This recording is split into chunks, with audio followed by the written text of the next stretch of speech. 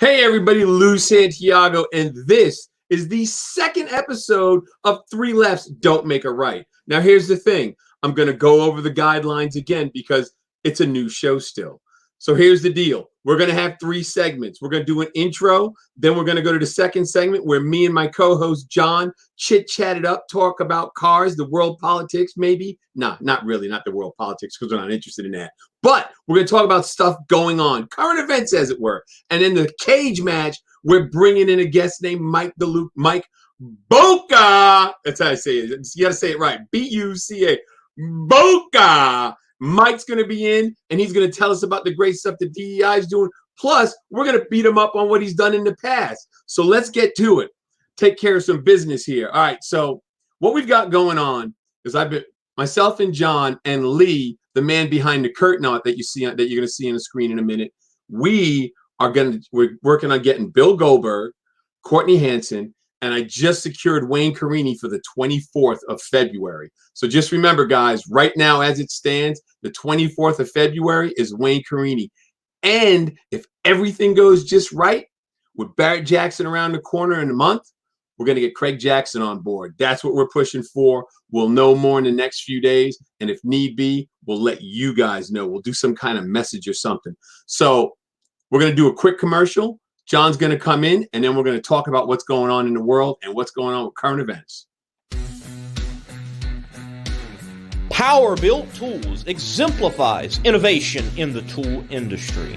From hand tools, power tools, and even tool storage. Check out powerbuilt.com for Power-Built Tools. And remember, use promo code MMR15 for 15% off at purchase.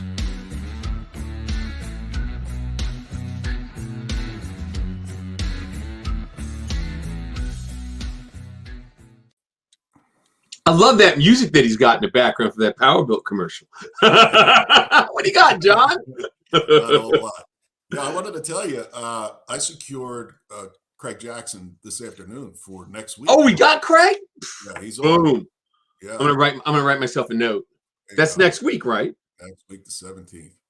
17th. All right. Yeah. So, guys, like I said, we just let you know, next week, the 17th, we got Craig Jackson, Barrett Jackson. You know, that guy. Does a couple of shows. Barrett Jackson is March 20th through the 27th, I believe. They pushed. Man, that's awesome.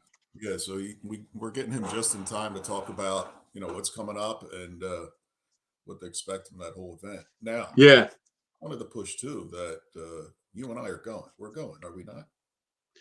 Well, I'm thinking. Hey, you need to turn your volume up. I can barely hear you. What's going on over there? That's what he was saying earlier. Is it still bad? It's better now. When you leaned in, it got better.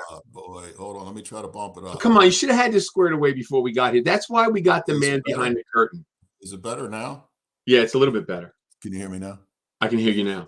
All right, so here's the thing. It's I know we've been talking about doing some stuff and ending up at Barrett Jackson. Right. So we can't talk about that now because that's all still up in the air. But what are your thoughts on the Power Tour? You think we could do the Power Tour this year? If they have it? Yeah, I'm guessing it's probably June. I don't know if dates have been set for the Hot Rod Power Tour. Yeah.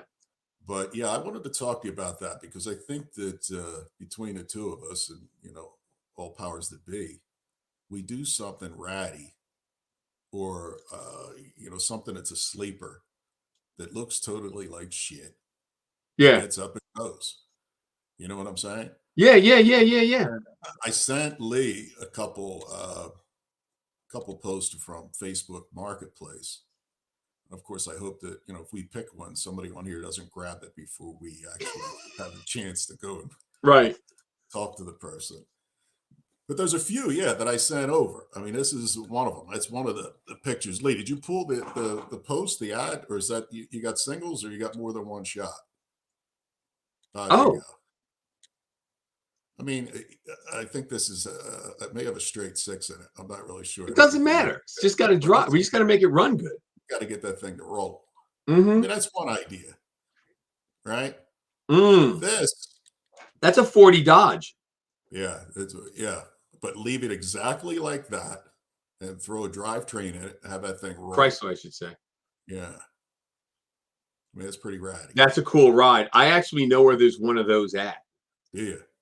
Yeah, one of my students, Rick, he had one of them sitting in his garage for, I think he said 25 years. Yeah. And he got a wrecked Challenger. The guy built his own Hellcat. Had all the good stuff on it. He was getting on the interstate, right? And he was speeding up, and his girlfriend or wife went, and he just for a split second didn't pay attention to what he was doing. And he turned up doing a pit maneuver on the car that he was getting behind on the on-ramp. So they totaled his car. So Rick buys this Challenger at the auction, and we were actually going to build a chassis for it in my class, but we did some measuring, and he came to the realization that the wheelbase, I think he said, was an inch difference. It was an inch shorter, but because the car had 18s and 20s on it, all he had to do is radius the rear of the front fender and the front of the back fender, and the car looks like it came. He perimeter cut the floor, dropped the body on it. Yeah, that's and it's got the Challenger dash in it, everything. He can literally go to the Chrysler dealership. Yeah, plug it in and tell me what's wrong with it. That would be cool with that 40 Chrysler right there. Dude, so that's a bad rig. That's a cool car, man. I think they were like cool $1,500. I like that thing. But, even if the floor shot in it, if you're doing what you're saying, taking a late model platform, sticking it underneath it. What about something like a school bus or a Mack truck? We can find a really cool B series Mack like that. Yeah.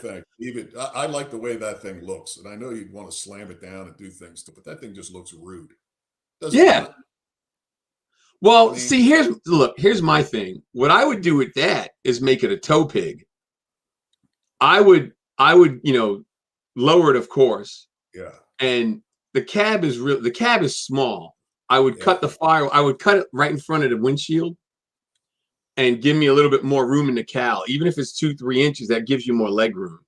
Because you can't really make the cab bigger because you'd have to do a bunch of sheet metal work because the roof is just one big compound curve. Yeah. And I'm not good enough with shaping metal to do it. I mean, although I know a few guys, but I think you can make that really cool and then stretch the nose on it. Make it like a needle nose Pete, but it'd be a needle nose Mack. I think that would be really cool. See, I look at that and I think to myself, what do we got to do to get that thing to do 75, 80 miles an hour and leave it just like it is? Oh, dude, what I would do, we jam a 10-speed in it and put some 342s in the rear and run it. Yeah. That's what I would do. It's early at 80 is short wheelbase. Looks like it's a short Not if wheelbase. you stretch it out. It's okay. You can stretch it. That's fine. If you're talking, you only got a few months to make it happen. You're talking about a 2-year project on that one. Yeah, but wait a minute, though. What about a school bus? You could do a school bus. I mean, if you think about it, we get a short bus, right? We rip the seats out. We bolt some lazy boys to the screen. Maybe we can get to the floor. I mean, maybe we can get someone to back us like Best Buy. Get some flat screens.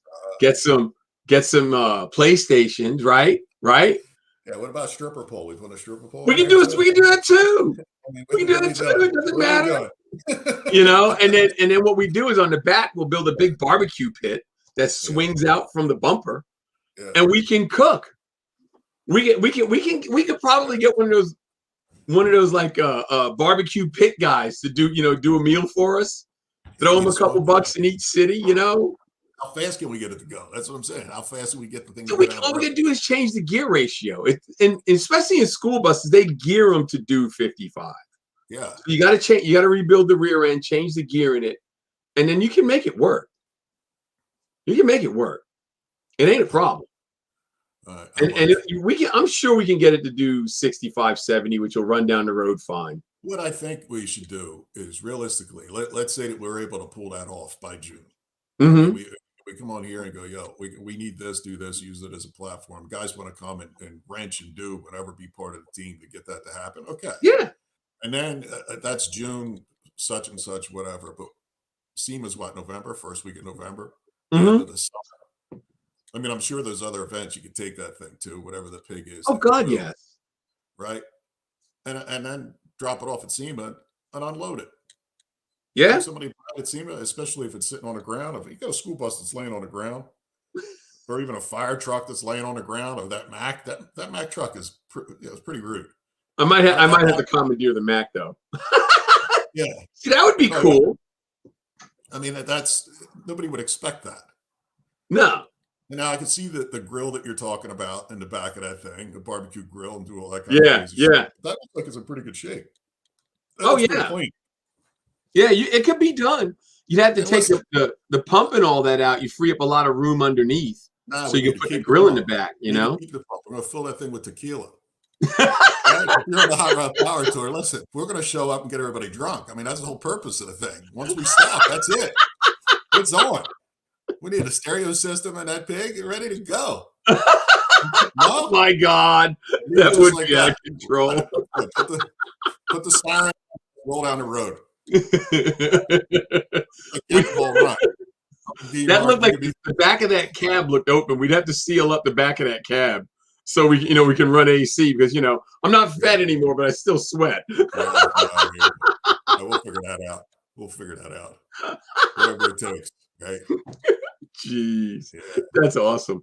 So I had gotten I seen a couple of emails, and there was a guy. Hold on, I got to look at my notes here. Hold on, real quick. I got to take care. Before I forget, I got to take care of this. Juan Carlos. It didn't say where he was from, but Juan Carlos sent me an email in Spanish. I had to translate it, and he wanted to know if I could help him out with some parts for a car. So I told him to send me the name, make, and model so I can help him out. He's either Puerto Rico or somewhere down in Central America. Oh, and you know what, Joe Harville. Joe Harville was the one who said that we should build a tow pig. He said that last week, and I got an email from him. So I think that's what the Mac should be, is the tow pig, because eventually we're going to need to get a trailer for Garage Insider TV. Yeah, that's what I think is going to have to happen, and that would be cool to tow with. Do a flatbed on the back, nice utility truck, fifth wheel, build a trailer, be rocking. Can we call that guy and get it, dude? I'm cool with that. Let's do it. At the shop. Yeah, I'm game. I'll build it. I don't think it's far from you. I was looking. Atlanta's 4 hours. Is that what it is, Atlanta? Atlanta's 4 hours. I got a guy. Yeah, got a guy. You throw it on the back of his truck, boop, bring it up here, pay for fuel, done. Yeah, right now there's 5 people trying to figure out where. Atlanta, Mack truck. They're scrambling. Going, yeah, you want it now? We doubled the price. Yeah. So this week, just give you guys a brief update on Garage Insider TV. We did shoot some stuff. I got the cross member in the Chevelle frame, gave everybody some love that I was supposed to, which is fantastic. And I got got everything, started doing the bracing. So got the headers on, going to start doing the exhaust and all that this week coming up, because my camera guy had a doctor's appointment on Tuesday, so I can't keep him from that. So we got stuff done on Monday. I'm back, I came back Monday night, but we'll be ready to rock next week, and we'll bend up some tubing and some other stuff so we get that ball rolling. And for you guys who are hip to the Delray, I'm getting 2x4 rectangular tubing bent the hard way so I can redo the frame on the Delray from Scott's Hot Rods. They got a manual bender. So once I get that done, I'll be back on the Delray also. And the slow bourbon, I've got all this stuff to do put the 5-speed in. The clutch, the pressure plate, the flywheel, all that stuff. That's all, got it all. We did the tabletop on that. So next week we got a pretty full plate. We'll make this stuff happen, get this ball rolling. But the next thing that we need to do is we gotta bring Mike in from DEI. All right. So we're gonna do that, and we'll be right back.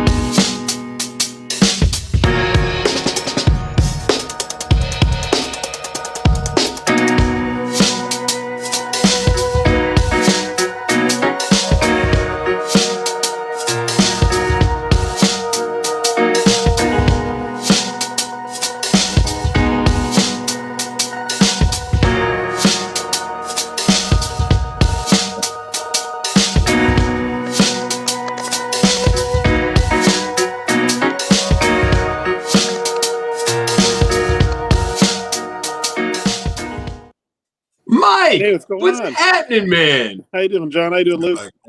I'm doing good, man. How you been? Been good. Really been busy. Outstanding. Actually. So let's talk about this oil rug. Can I do the whole driveway in it like a piece of AstroTurf? I can make it any size you want. And how long does it last? Like, it'll absorb as much as you can put out onto it, Luke. Oh, dude, that's a lot. I'm just saying. Big one like that for your whole driveway. Just change your oil. You don't need a pan. Just dump it on the driveway and put the plug back in. There you go. Yeah. Roll it up, wring it out, put it back in. Jeez. That's awesome. So, all right. So, for you guys who don't know, Mike is at DEI, Design Engineering. Mike, tell him.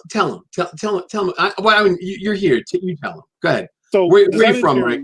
We specialize in heat and sound control for pretty much anything automotive. So, exhaust wraps, heat shields, interior insulation, sound deadening material, our boom mat line. We pretty much cover anything in the vehicle that's got to do with heat or sound control. Plus we do the oil rug for Jeeps. Yeah, so we also have some little products like that, and that kind of came about. I do a lot of work at home. Motorcycle transmissions, a lot of benchtop stuff, and I use oil absorbent mats. But you spill oil on it, you spill fuel on it, like the fuel rail in that video, and eventually it just soaks through and gets your bench wet with oil anyways. Yeah. So I'm sitting there, it's like there's got to be a better way to do this, and just one of those kind of pet peeve things. So I decided to coat the back of one with some rubber product, and I said that's pretty cool. So started digging into it and found a way to coat an absorbent mat with a rubberized backing and then seal the edges on it. So our 18 by 20 inch one, our little benchtop one, you can pour a quart of oil into that thing and pick it up, and it stays in the mat. Really? It doesn't get on the bench. Yeah, it's pretty cool. Pretty interesting product. It works really well. How long has that been out for? About a year, maybe just a little over. It's relatively new. Yeah, and it's one of those things that it's not one of our core products, but it's one of those nice little niche products that we have that just works really well. It's one of those things that everybody should kind of have, and you start to use it, and it's like, man, what did I do without this thing before? It's like I don't have to clean anything up. Right. There's no oil, no residue on anything. So it's pretty nice. What do you do with it once it's in use, or you drop the quart on it? What's the procedure? So we bring it out. We send it in a kind of a thick Ziploc bag. So It's got a header card on it, comes in the bag, and when it's saturated, you just put it back in the Ziploc bag, seal it up, and take it to your recycle center, your oil recycle center. That's awesome. That's not bad. So don't throw out the Ziploc bag, is what you're saying. Right? Yeah. Save the bag, and just use it to dispose of it. Yeah. Don't throw it in the trash. Cool. Put it with your, the rest of your oil, used oil, when you take it to the recycle center, drop it off. Right. That's awesome. So let's go back a little bit though, because I know you've been doing you're a bike guy, if I remember correctly. So you've been doing that a while. Yeah. So I started. That goes way back. I started hanging out at bike shops when I was 12 years old, and I hung out at this one Kawasaki Honda dealership so much when I was a teenager. The owner finally walked up to me and said, first of all, I don't know you. What are you doing here? And why are you cleaning up? He goes, I might as well pay you if you're here this much. So he just gave me a job. I was 15 years old, and didn't know who I was, and I just was hanging out so much there. I kind of became a fixture at the store, and I worked on bikes for a long time. Started racing back then. Motocross, then got into road racing, and then in drag racing. Worked on Suzuki funny bike team. Did that for a few years. Building pro stock engines, funny bike engines, things like that. And then I kind of morphed into just getting into the automotive side of it. I actually I went from that, and I had an opportunity. I became a Snap-on tool truck dealer, and did that for a number of years. And then an opportunity came up to go to work for a company called Styling Concepts. I remember them. Back in the 90s. And they were kind of the company that revolutionized the sport truck, with Beltec and DJM drop suspension and all that stuff. So I went to work for them, and I was there for 19 years before then I came to DEI. Wow. So, we did a lot of stuff at Styling. We made a lot of products, a lot of we came out with a lot of cool stuff. It was a fun time. Built a lot of trucks. Is Styling still around? Technically, they are. Yeah, we were bought by an investment group that owned J.C. Whitney. Oh, no way! So Whitney and Styling eventually ended up merging, and then we were bought by a company out in California called U.S. Auto Parts. So we kind of had three companies together. Unfortunately, they're a hard parts company, mainly U.S. Auto Parts, and they kind of phased out the operation and moved everything to California. I didn't want to go to California, so I don't blame you. You know, I left the company, and I knew the guys over at DEI. Great bunch of guys. I mean, it's a great company to work for. So I took the opportunity to go there, and I've been really happy there ever since. So yeah, I went to DEI 2 years ago, 3 years ago. Yeah. Yeah. It's a good. I like the people there. That was the first time I had really met any of them. They're just good. Seem like good people, man. So I'm not complaining. They were good. Yeah. Yeah. So it's a good group of people. So you got I know you got a son, and right. and I remember one time when we were talking before about how your son's into he's a hands-on kid. Basically, he wants to build stuff, play with stuff like that. And with everything going on with the pandemic, you turned up in a unique position with the Votech schools, and what exactly happened there with that? Well, so last year, my son's 17. He's a senior this year. So last year he went into vocational school, taking heavy mechanics class, basically diesel mechanics. Yeah, heavy equipment. And of course, then part of the way through the school year last year, the pandemic hit. Right. And they went to online learning. Well, I don't know how you can learn a vocation like that watching videos online. You know, I mean, it's like you only can get so much out of that. So we'd been messing around. I had a truck that I had bought a long time ago, a 1990 GMC, two-wheel drive truck. And it'd been sitting for about 10 years outside next to my house. And my son, his name is Max, and he goes, and this is before the pandemic hit. He goes, "Hey, Dad, let's get that truck running. I'd like to have that truck." And I said, "Sure." I said, "But it's going to take quite a bit of work." So we started tinkering around with it a little bit, not really getting into it too heavy. And then when the pandemic hit, and he wasn't going to school, I said, "You know what? Let's get into this thing pretty heavy, and let's have your school here in the barn, and let's tear this thing apart and rebuild it and make it something that you can be proud of driving." Yeah, there it is right there. We just finished the motor up, and that's a Holly Sniper unit we put on top. Yep. Which he was pretty thrilled to get, But you know how things go. And then, he did all the work. I showed him what to do. I explained to him why we do certain things. Right. There he's measuring the rods, learning how to use the bore gauge, and awesome. Setting the clearances. When we put the bottom end together, and he measured all the rods, there's a lot of rust on that truck. He scraped a lot of frame rust off that truck. That's awesome. But that's good. That's really good. The rods on when we went to you send it to a machine shop, you get the work done on it, right? And we did a 383 stroker. It got way overboard, more than how that stuff goes, right? So it's, 383 stroker, 10.5 to 1 compression. Well, we get the stuff back from the machine shop, and he's like, "Well, shouldn't it be perfect? Just put it together." And I said, "Well, you have to check stuff." So we go through and check the bearings. We find out that some of the main bearings, the clearances weren't quite where they should be. So a couple trips to Summit. The nice thing, I live, 35 minutes away from Summit, so it's we're up there a lot. So, head up to Summit. So we end up mixing and matching bearing shells to get the clearance to where it needed to be. And I said you have to check so you can't rely on someone else's work when you're doing this. You've got to check it yourself. Right. So I've been teaching him, and he's been picking up on it. He's been doing a lot of wiring lately, and he's starting to learn the ramifications of using aftermarket parts too. So, yes. So we had to put a new core support in it because the bottom was rusted out of the OE one, and I couldn't find a stock one, an original one. So I bought an aftermarket OE core support. The original one didn't have any shims in it when it was on there. This one, we're having to shim, 1/2 inch, 3/4 of an inch here or there, and bend it and twist it and get the floor jack out with a 2x4 to spread it open. Yeah. And he's like, "Why doesn't that just fit? It's for the truck." I go, "Yeah, but I said the Chinese don't always get measurements right. So, you know. I'm gonna leave that alone because I'll get us kicked off if I say what, you know. All I'll say is Trisha Takanawa from Family Guy. But no, it's been a good time. He's been learning a lot.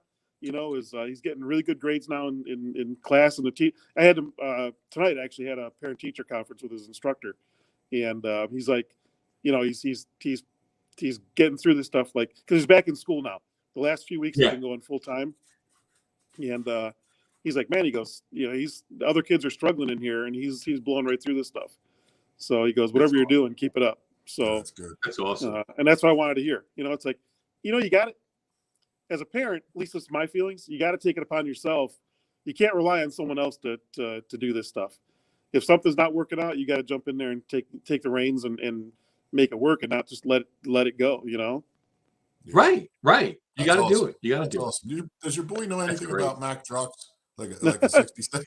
he probably does, actually. They have an old truck like that in his shop right now. Yeah, that's awesome. It's a dump truck, but it kind of looks like that. Yeah. That's awesome. That's so cool. That's cool. Yeah, I did BOCES in New York. It's the same thing as VOTEC. Yeah. We went, you did your core classes in the morning or the afternoon, depending on what class you were in. And then, like, if it was the morning, at lunchtime, you ate lunch first, the fourth period, and then you got on the bus and went to the VOTEC school, which was what they call it, BOCES. And then the morning class would go to school at the high school. So you just switched them out. Yep. And I mean, I did learn a lot. I did heavy equipment too. And I will tell you this, tell your son the key to heavy equipment is stay hydrated.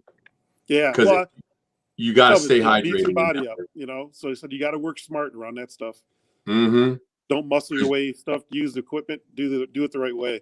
Yeah, because you will get hurt, man. That stuff is heavy. Yeah. So Doc just said we use DEI products on the Land Speed Record lawnmower. There you go. Great to hear. I've seen that thing. It's crazy. I've seen it. you know, one other thing. It's just I kind of want to touch on DEI too. So through this build process, right? I've been calling a lot of vendors to talk about parts that we're needing, and, you know, different combinations and things. And they've all been really great, right? But trying to get customer service on the phone nowadays because of the pandemic is just ridiculous. It is. You know, so, you know, one thing that we've done at DEI, and I don't want to sound like I'm bragging on it, but, you know, you call us up, you're going to get a person to talk to within 3 rings. Yeah. And you're going to talk to someone live. If we're busy and you have a tech question and we can't get to you right then and there, we will call you back like right away. That's awesome. So, because I've had you're not waiting 8 hours or 2 days to get a call back. Mm-hmm. You're getting called back, you know, as soon as we can, and we do it quickly. And you're going to talk to a person. It just drives me nuts when you call a company up and you can't talk to somebody about an issue you have, because usually you're in the barn, you're working on stuff, and you need an answer, and it's like you can't get it. Right. Yeah, I've run into that a lot with getting parts for the show, and it's crazy. I just gotta keep calling these people and making it happen. But yeah, I know exactly what you're saying. As a matter of fact, I called. I'm not going to mention them, but I'm not going to mention their name. But I called this company a month and a half ago, and they called me last week. Oh yeah, with everything going on. I'm like, wow, really? A month and a half? Yeah. You know, it's crazy, and it was for a paying job. This guy asked me, you know, this guy told me, he's like, look, I'll just shoot a video on it and be done. He's like, no, I got to pay you, you know, and I had to turn it down because I couldn't get the parts when he wanted. It sucks. So it is what it is, man. It is what it is. All right. So here's the deal. The next segment is the cage match. Now, do you want to hang for the cage match? Because it's, you know, it could go anywhere. We really don't know where it could go. Sure. Oh, hey. One other thing, though, before you get into that, Hot Rod Power Tour. I talked to the guys at Motor Trend today because Max and I want to do the Power Tour this year. Right. So I got a little bit of info out of them. I don't know if it's supposed to be out there yet, but I'll tell you. Tell us. It's okay. So, you got a crack. Yeah, August 23rd through the 27th starts at Norwalk, Ohio, and goes to Champaign, Illinois. Okay. All right, Norwalk.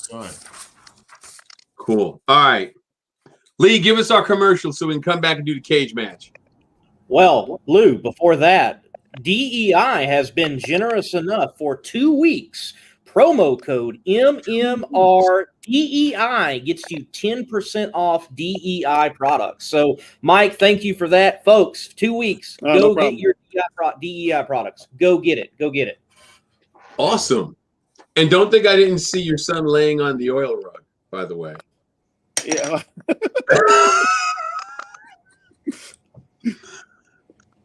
It works good to slide underneath trucks on too. Yeah, that's awesome. So I guess that was our break. So we're going right into the cage match then. Good deal. Where we going? How many lefts? How many rights? So Mike, all right. So you've got this long. You're kind of breaking up history. A second here. I can't hear you. Oh, you got this long, crazy history in motorcycles, and then you get into cars, right? So you were talking briefly about your parents, that they came from Italy.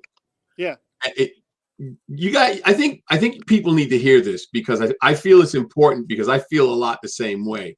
So just tell us tell me what you were telling. Tell me again. Put it that way. So my parents came here in 1953 after the war in Europe, right?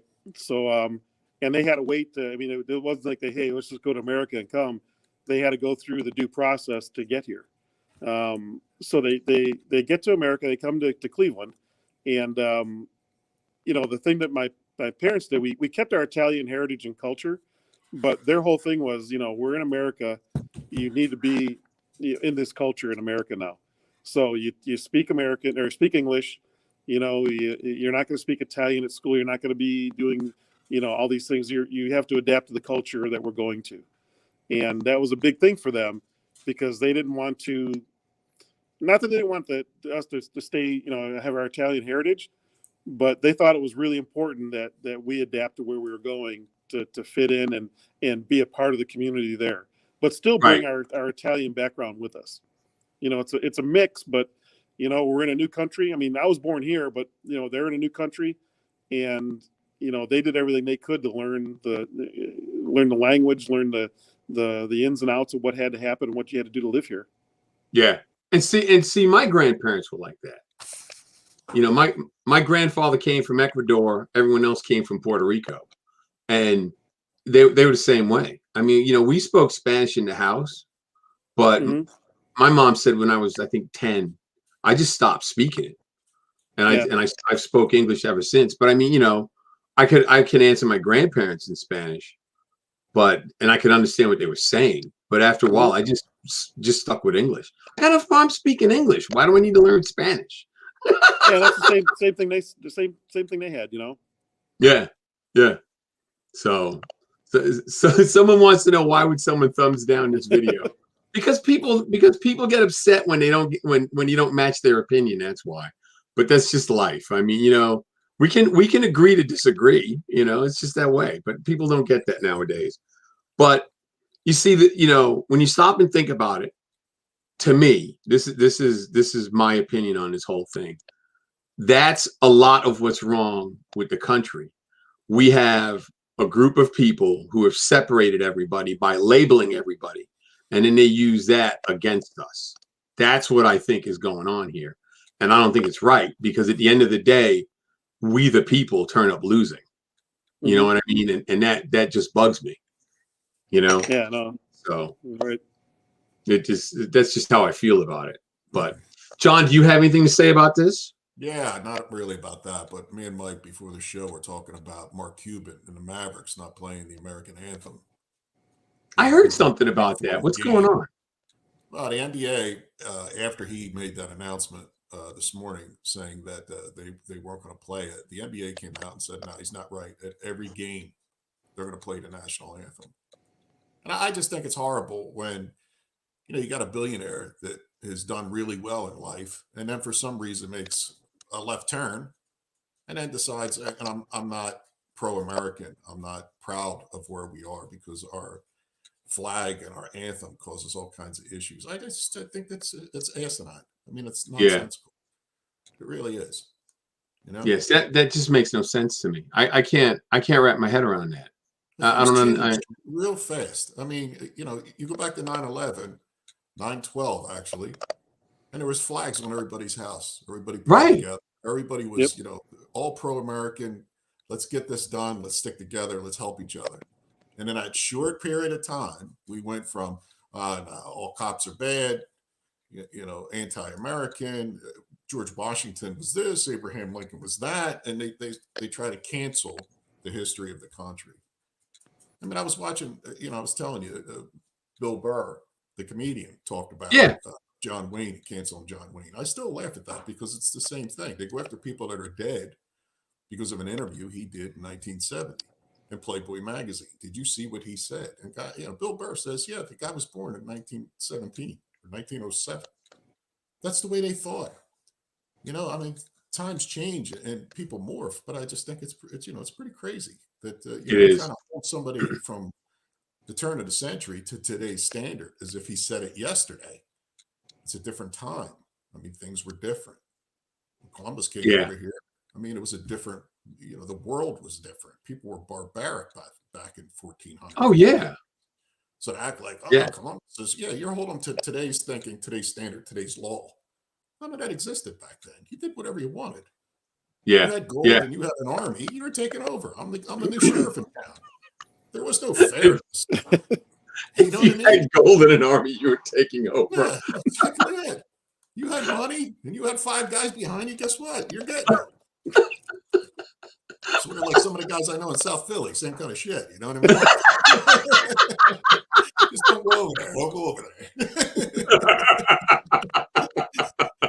I'll be over here, you're over there. I'll see. I just think that Cuban gets on that really goes up my ass a little bit to say that he's not going to have that national anthem. And if they want to sit down, stand up, or do whatever they want to do, that's one thing. But for the team owner to say that, I think he should lay down the law. Those guys are making big money. I mean, they're living the American dream. Yeah, they're playing something for a living. When you can play something, you're doing pretty good. You can play football, or you can play saxophone, or you can play a role, or play something for a living. You shouldn't be complaining. You're playing and getting paid. You know what I mean? You're not putting roofs on and taking shingles up 3 stories on a ladder and almost, killing yourself and going, oh my God, I'm really working. They're not working. They need an adjustment. I mean, seriously. No, I get it. Jeez. It's so crazy. I didn't know all that about that. I'm trying not to watch a lot of TV. Well, except for cartoons. Oh, Mike, I watch all the cartoons, man. I do SpongeBob, Looney Tunes. Yeah, I do all of it. I'm a big cartoon head. I'm more into like the Johnny Sacco and Ultraman kind of thing, Yeah. That's way back. That's awesome. Yeah. My youngest son on Netflix, they had, God, I think it was like 10 seasons of Naruto, and he burned through them. Oh my God, it's so funny because they would literally do 2 or 3 episodes, and I think the characters didn't move. They just talked for each episode. I'm like, dude, when are they gonna move?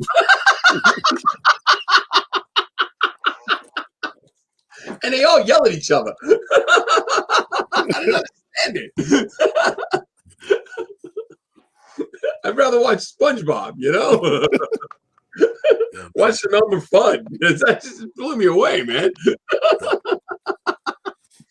Oh, what? Oh, Jim wants to know how about these celebrities endorsing shutting down the pipeline? And now they don't have to. Now they want to shut down the Dakota pipeline. They've lost all concept of reality. You know what it is? It's because these celebrities, they have no idea how much the world depends on oil. Seriously. You think about it, everything depends on oil. You got to use it for everything. And that's what they don't understand. And it makes no sense, man. They put a list of products that were made from oil that are in your daily life. You'd be amazed at stuff that would go away if you didn't have oil. Yeah. It's crazy. I mean, there's so much stuff. I mean, just look, the asphalt, the fuel to make the asphalt. It's endless, everything. It's crazy. Plastic. There's a lot of things made from that. Here's the logic I don't understand. Biden walks in within a week, signs that piece of paper, shuts it down, says, okay, we're going to stop the pipeline. Now, anybody with any sense, and I get it, he doesn't want us dependent on and he's trying to keep everything green. Sure. But why would you not set up the alternative and push that first. Right. And then say, now we're at a certain point where we're still independent, because the last time we were independent was 1957. So really, in 2 seconds with a pen, we're now depending on other countries. So why wouldn't you have the air, wind, solar, whatever you're thinking is going to be the alternative, put that in place, and then pull the pipeline and say, we no longer need this. And all the people that work in there, yeah, they now have jobs, and it's a bigger industry elsewhere. John, do you still have the hiccups? I still got my hiccups yet. Could you tell? It's choking. So Mike, yeah, John has had the hiccups now for like a week. Come to find out, it's a side effect of the Wu-Tang beer virus. I actually woke up with it on Saturday morning. Really? And craziest thing, it would not stop. I was hiccuping every 3 or 4 seconds until this morning. It started to die down because I called my doctor, the whole thing. But yeah, it's a side effect. And it can be the only side effect that you have and still have the virus. Now, I didn't get tested because I've been home the entire time. But I did see online, too, that if, just like with hiccups, if you jolt your system, somebody scares you, you inhale real fast, you shock your system, it alleviates the hiccups. So I see online that a guy in Europe somewhere, he went, they tested him, they couldn't get rid of this guy's hiccups. He says he goes home, has sex with his wife, they go away. So I see this article. I said to my wife, look, listen, I'm not feeling good, but listen, can this work for this guy? Maybe it'll work for me. She's telling me, listen, take matters into your own hands. Yeah, I don't want to touch the COVID. I'll be over here just like, she don't want to touch me. I'm like, good. I called up my doctor. I said to the doctor, I said, listen, here's what's going on. I called him today. So he gave me 2 scripts, one for acid reflux and one for nausea, because he says it'll knock down the hiccups. So I said to the doctor, I said, listen, not for nothing, but can you write me a script I can show my wife and go, here, and work something out. And he's laughing. He's ready to do it. Yeah, maybe. Then he says, you know what? I really can't do that. I said, why is that? He says, because your wife, he says, is actually a patient too. I said, who said it was for my wife? So, yeah, I play games with my wife all the time, make her laugh. She thinks I'm crazy. She tolerates my shit, without a doubt. She's a saint. That's funny. Oh, Slade Hawks. He's from Utah. I know him. We did Mopar's of the Strip together. What do you think about the fact the pandemic, political, or other tension in the country right now? Oh, dude, the only reason why the custom car industry is thriving is because people are trying to hide their money before it all goes away, because they're taking it. They're coming after it. That's my opinion on that deal. But we've been so busy. It's been crazy. It's amazing. Because you got all these guys that, they're making some money being on their cars. If they're allowed to work from home, they're still making some money, and they got time to work on their car now. You know what I mean? So so it's working. But I'm telling you, man, we're in for a grinding halt. I really believe that. I think it's going to get pretty crazy here soon. I hope not. I really do. I hope not. But I just don't see a way around it. And we're talking about all this, I was just doing some research, because I had read somewhere or heard somewhere that the pipe fitters union had given the Democratic Party all this money basically to try and keep their jobs. And then, like, we said before, a stroke of a pen, it's all gone. My dad was a union guy. My mom was in the teachers union and all that. My thing is that I've noticed is these unions have gotten so big and so powerful. They're basically their own government, and they're spending their workers' money to do stuff that the guy on the ground isn't going to do. Like, something tells me, I could be wrong, but something tells me that I don't think there's a lot of liberal pipe fitters. You know what I mean? I just don't. I don't think. There may be. You never know. I mean, I probably not, but you never know. I think it's a mix. I think people keep their mouths shut, and I think it's a diverse group. Yeah, but I get you. I mean, typically those unions tell those guys to support Democrats, and in this case, it didn't work out for them. But I mean, but to me, wouldn't it make sense? You got if you got a guy that's supporting you, whether you like him or not.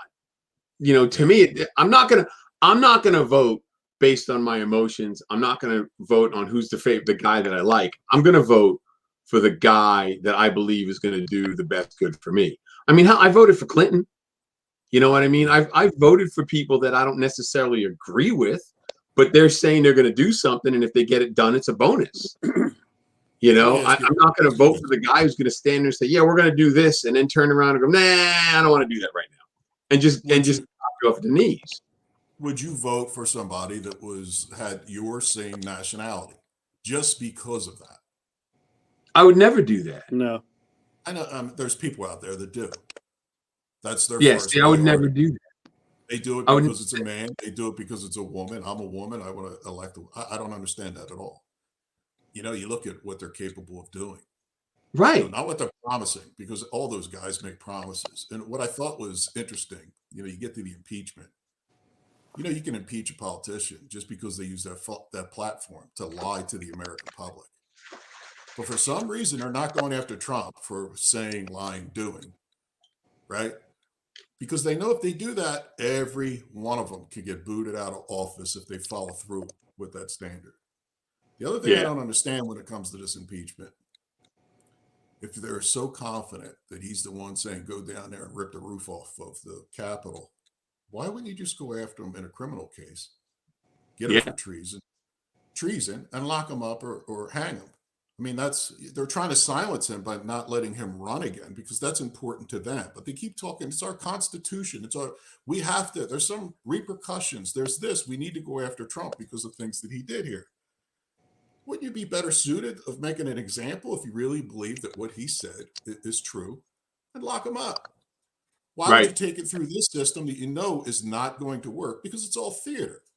It's all get up there, and he did. And people that are fans of that candidate are, oh, yes, look at the 15 seconds of video that you're watching here of them screaming how I'm going to put him in a headlock when I get the right time.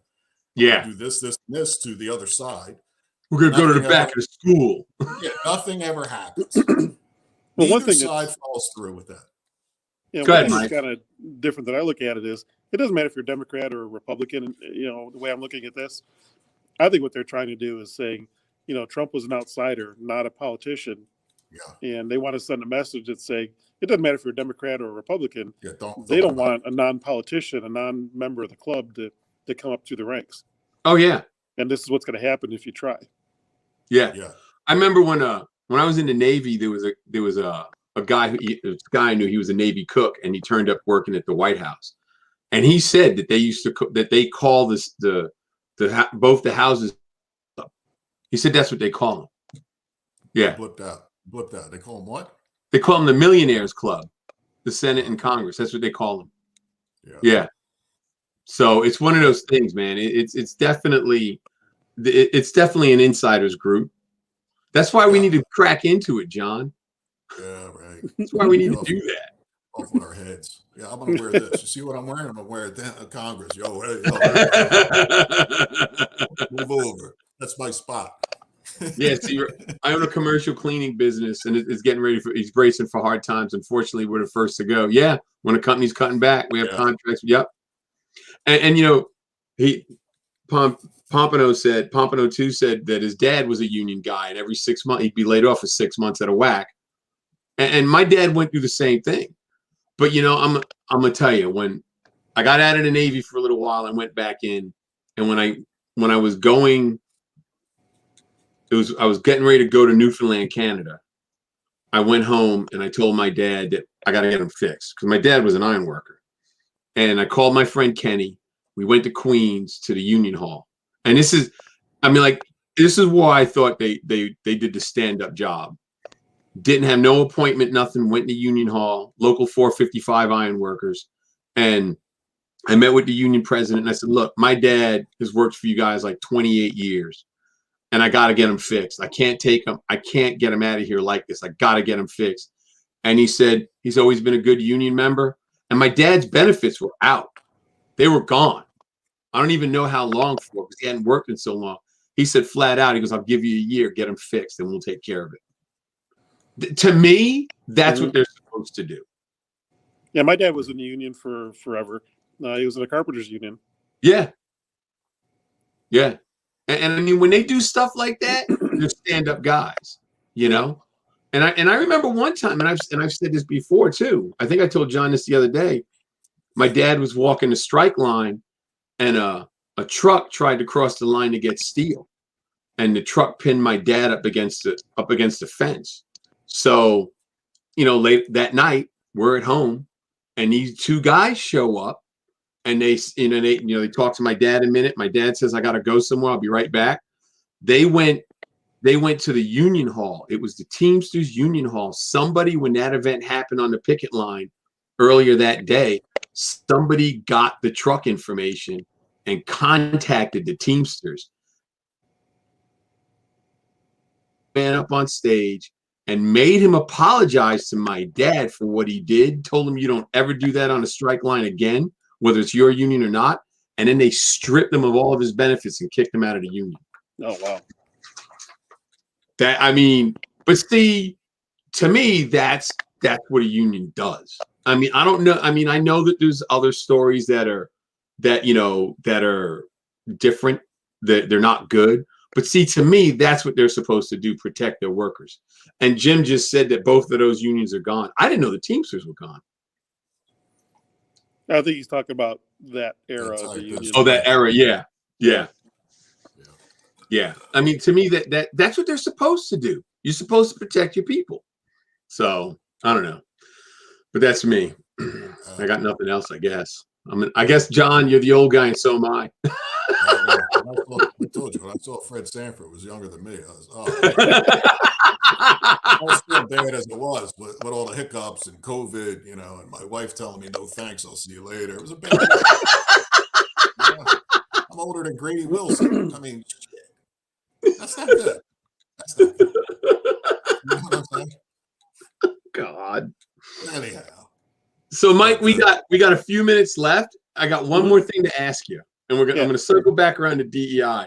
You got anything, like, you got any black hole stuff you're working on? Any skunks work stuff? I mean, that you can talk about? Yeah, we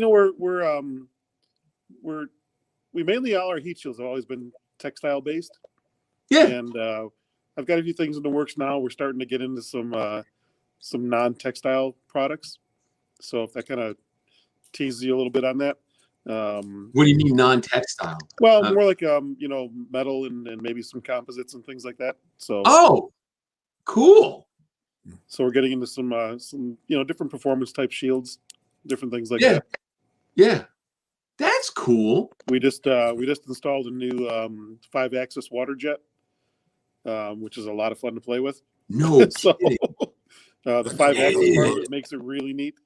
You can do some really interesting things with it. So that's a nice machine. It's opening up a lot of things that really weren't doable before. So yeah, that's cool. So real quick, Lee, run that iconic trailer real quick. I know I'm skipping around. I'm sorry. Ever wonder what happened to your favorite Hollywood stars? Nice car. Some are screen legends. Come on, boy, let's go. Prove it. Some made history. Bad, just throw it out the window. Going up. One thing's for sure. How much for the car? They all have more to tell. What you talking? That's a Cadillac. Road trip with me, Lou Santiago, as I hunt down these iconic cars. Car's actually stolen. My kids said, "Dad, you're not gonna believe what's over here." And take you behind the scenes to get the story behind the stories. I'm gonna have the car do the same thing. Pow, bang, wow. From the designers who built them, the stars that drove them, and the lucky motherfuckers who stumbled across them. Where was his car when you found it? 3 shots were fired at President Kennedy's motorcade. As the Lincoln that Kennedy was killed in. You're not gonna believe some of this stuff. We should have talked about that earlier. Here's the deal. There's a lot of good shit there. No, here's the deal. This is the deal. And the reason why I did it was, one, I forgot, so I figured to do it now. But two, you're getting old. But two, next week when we start the show, we're going to air that again, because the whole premise of that show is exactly what I was saying. We're searching down the cars. This is a show that John and I did, Mike. We did the sizzle reel. And we actually had a network looking at it very seriously, but they just couldn't figure out where it fit. but they loved it. They loved it. It's a cool idea. Great idea. Yeah, and then but here's the crazy thing. That's one network. We put it in front of another network, who shall remain nameless, starts with a D, and it probably 4 months later, I get this phone call from a casting guy saying, "Lou, I got the perfect show for you. It's in house. It's you. It's you. We don't have to ask permission." He starts describing the show. They tried to take it. So I tell him, look, this, I know all about it. So he puts me in touch with the production company that was supposed to do it. And I get this lady on the phone, and I'm telling her, I said, look, that show, me and a friend of mine, we did the sizzle reel for. And she's starting to get a little agitated. She's like, no. Okay. I said, do you have a list of 12 cars? 12 cars that you have the information on? And she goes, yes, pull it up. You got it on your computer, pull it up. I gave her all 12 cars. She's like, oh, hung up on me. And it's been sitting ever since. So the whole thing is we want to try and get that thing off the ground and actually put it online. But we're going to talk in depth about it next week because we found some really cool cars, and we'll do a deep dive. And you know what? The Stallone Cobra is probably something that Craig Jackson can speak to, because I think it was his auction that actually is going to sell it. That's where I think it was. I had heard that's where it was. That's what I heard. It may be. I looked to try to find it online as to who it was, but they didn't mention the person's name. I mean, it was settled out of court. It's a big, long story behind it. I don't know if he wants to. Well, that's why you couldn't find it. It was settled out of court. They probably erased it from everything just because they had to.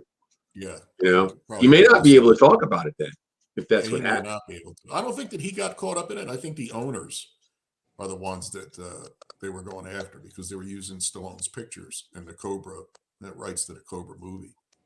Oh, got you. There's a whole, every one of those stories that you see there's a backstory. And I was lucky enough to actually sit down with George Barris about 2 or 3 years before he passed. And we spent the entire day. I was in LA, told him I'm coming, brought a camera, sat down.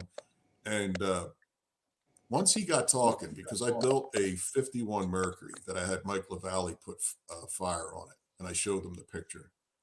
And once we got to talking about old cars, he just went on and on and on. It was dark when I walked out, but he had so many cool stories. I mean, I got the whole thing on tape.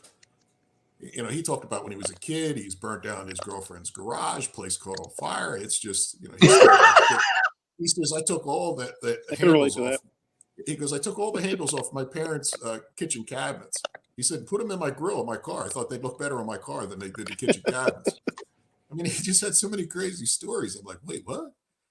But yeah, him and his brother chopping a Merc. I mean, it was just unbelievable. He had me laughing. That's awesome. Yeah, I could go on and on about some of the things he was saying, but it was just, it probably is worth putting online now. You should. Yeah, edit it up. Let's do it. That would be good. That'd be real good. So John used a ton of stuff on the Killer Camaro project. There you go. See that. Thanks, John. Yeah, see? There's people using your stuff, man. Like is the best way to buy stuff is online, walk into retail? What do you recommend there? We're pretty much everywhere. I mean, all the retail stores have us. O'Reilly's, AutoZones, the Advance. Summit and Jegs carry everything we have. So, I mean, if you're looking and want to get something right away, I mean, Summit's a phone call away and they ship right away, and they have 3 locations now, I think they ship out of. No, I think it's 5. Isn't it 5? I know they got one in Nevada. They got one in Texas. They got the Atlanta one. They got the Ohio one, right? Yeah, they got a bunch. They got a bunch. Yeah. So before we roll out, Lou, you want to point out, people want to use the email that we got going across the bottom of the screen? Yeah, we got we're actually 2 things. We're working on getting a phone number so you guys can call in. That's really important, and that's what's coming up. And I just did the email today. It is the number 3 lefts don't @gmail.com. So it's the number 3 lefts, Don't.